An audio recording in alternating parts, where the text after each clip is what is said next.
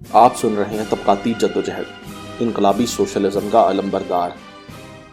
20 سال پہلے آج کے دن، اداریہ جدوجہد۔ آج سے 20 سال قبل 11 ستمبر 2001 کو امریکہ کے ورلڈ ٹریڈ سینٹر پر 2 مسافر طیاروں کے ٹکرانے سے پھیلنے والی آگ اور ٹاورز کے زمین بوس ہونے کے نتیجے میں 2600 سے زائد افراد کی ہلاکتیں ہوئیں۔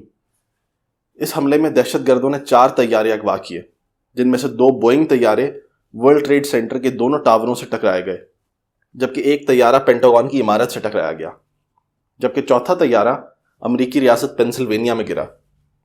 طیاروں کے ٹکرانے سے ہونے والے دھماکوں اور تقریباً 37,000 لیٹر تیل کے ٹاوروں کی بنیادوں تک پھیل جانے کی وجہ سے پھیلنے والی خوفناک آگ نے چند ہی لمحوں میں دونوں فلک بوس ٹاوروں کو زمین بوس کر دیا۔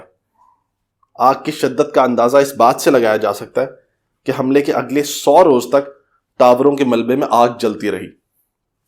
امریکی حکام نے فوری طور پر اس حملے کی ذمہ داری القاعدہ پر عائد کرتے ہوئے 19 افراد کے حملوں میں شامل ہونے کی اطلاع دی۔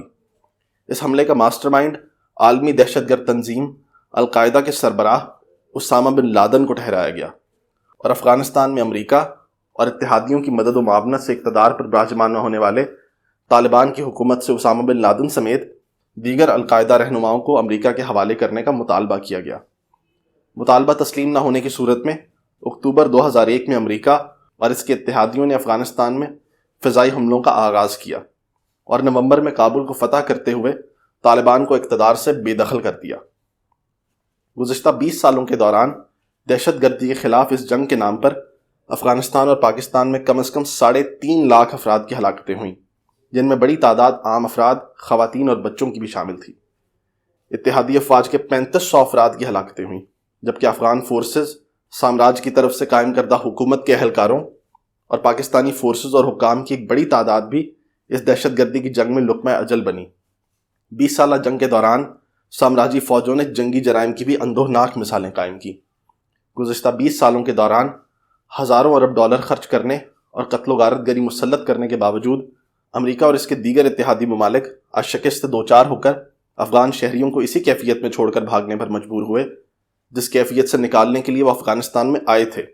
افغانستان میں امریکہ اور اتحادیوں کی آمد کا بظاہر اور اعلانیہ مقصد القاعدہ کا صفایا کرنا، افغان شہریوں کو جمہوریت اور پرامن زندگی دینا، انفراسٹرکچر بہتر کرنا اور خواتین کو حقوق فراہم کرنا تھا۔ گو ناقدین اس وقت بھی درست طور پر کہہ رہے تھے کہ یہ سب مقاصد ایک پروپیگنڈا ہیں، لیکن آج جب امریکہ اور اس کے اتحادی افغانستان سے فرار ہوئے ہیں تو ان مقاصد میں سے صرف ایک مقصد اسامہ بن لادن کی ہلاکت کی صورت میں ہی حاصل کرنے میں کامیاب ہوئے ہیں۔ افغانستان کے عوام ایک مرتبہ پھر 2001 کے جبر اور وحشت سے دوچار ہو چکے ہیں۔ خواتین گھروں میں مقید ہو چکی ہیں، ان کے کھیل اور کام کرنے پر پابندیاں عائد کی جا رہی ہیں، میڈیا کا گلا گھونٹا بلکہ کاٹا جا رہا ہے، جمہوری آزادیاں سلب کی جا چکی ہیں، احتجاج اور آواز اٹھانے پر جبر و تشدد کا شکار بنایا جا رہا ہے، اور بندوق بردار گروہ افغان شہریوں کی زندگی اور موت کا فیصلہ کرنے میں بااختیار ہو چکے ہیں۔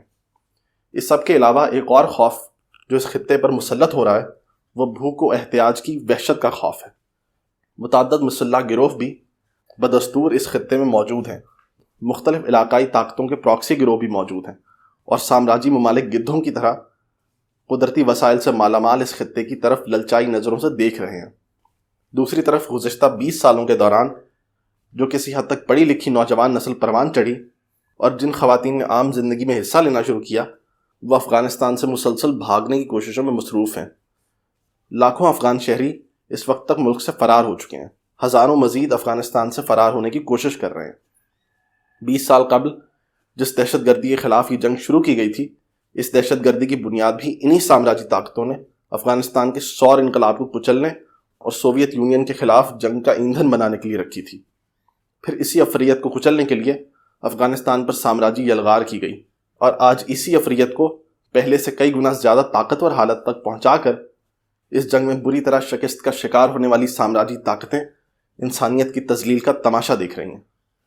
ماضی میں بھی سامراجی بنیادوں پر کوئی بھی مسئلہ نہ تو حل کیا گیا اور نہ ہی آئندہ حل کیا جانا ہے۔ ہر خطے میں ہونے والی سامراجی مداخلت مخصوص سامراجی مقاصد کے حصول کے لیے ہوتی ہے۔ عوامی فلاح و بہبود، محنت کش طبقے کی زندگی میں بہتری لانے، جمہوری اقدار سمیت دیگر دعوے محض میڈیا پر دکھانے کے لیے کیے جاتے ہیں۔ محنت کش طبقے کی نجات کا اوزار محنت کش طبقہ خود ہے، اور جب تک محنت کش طبقے کی طاقت کی بنیاد پر سرمایہ دارانہ نظام اور اس کی نیو لبرل پالیسیوں کو اکھاڑ پھینکا نہیں جاتا، نہ تو سامراجی جنگوں کا خاتمہ کیا جا سکتا ہے اور نہ ہی اس خطے پر مسلط دہشت اور وحشت کا خاتمہ کیا جا سکتا ہے۔ افغانستان میں سامراجی انخلا کے بعد مسلط ہونے والی وحشت سے محنت کشوں اور خواتین کو ایک زبردست دھچکا لگا ہے، اور وہ ایک صدمے کی کیفیت میں ہے۔ تاہم اس گہرے سکوت میں خواتین اور نوجوانوں کے احتجاجی مظاہروں نے کچھ ارتعاش پیدا کیا ہے۔ آنے والے دنوں میں ان واقعات اور احتجاج کی شدت میں اضافہ بھی ہو سکتا ہے۔ ماضی کی طرح اب صرف طاقت اور بندوق کے زور پر افغان محنت کشوں اور خواتین کو لمبے عرصے تک مطیع رکھنا ممکن نہیں رہنے والا۔ یہ چھوٹے چھوٹے احتجاج اجتماعی طاقت کے احساس کو بھی پیدا کر رہے ہیں۔ طالبان کے اقتدار اور معاشی، سیاسی اور سماجی مسائل کے حل میں ناکامی سمیت امن و امان کے قیام میں ناکامی ان احتجاجوں کو مزید توانائی فراہم کرنے کا باعث بن سکتی ہے۔ اس خطے سے ابھرنے والی طاقتور بغاوت نہ صرف افغانستان بلکہ پاکستان اور اس خطے کے دیگر ملکوں پر بھی گہرے اثرات مرتب کرے گی۔